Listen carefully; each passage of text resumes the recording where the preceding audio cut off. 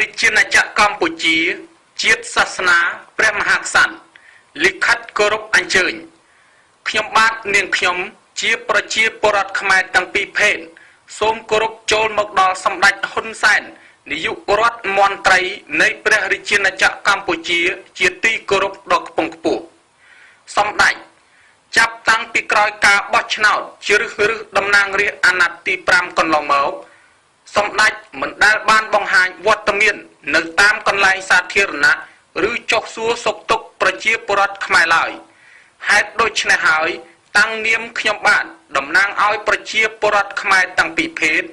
បានសម្រេចចិត្តធ្វើលិខិតអញ្ជើញមួយជូនចំពោះសម្ដេច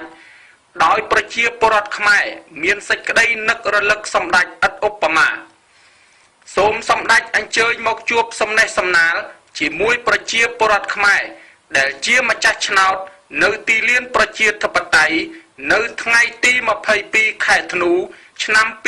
2013នេះកុំបីអខានឡើយដោយមានប្រជាពលរដ្ឋរាប់ពាន់ម៉ឺននាក់ចាំទទួលស្វាគមន៍សម្ដេចដោយភាពកក់ក្ដៅបំផុតបញ្ជាក់សូមសម្ដេចមិនបាច់យកកងអង្គរៈមកតាមនោះទេព្រោះមានប្រជាពលរដ្ឋខ្មែររងចាំការពារសម្ដេចហើយ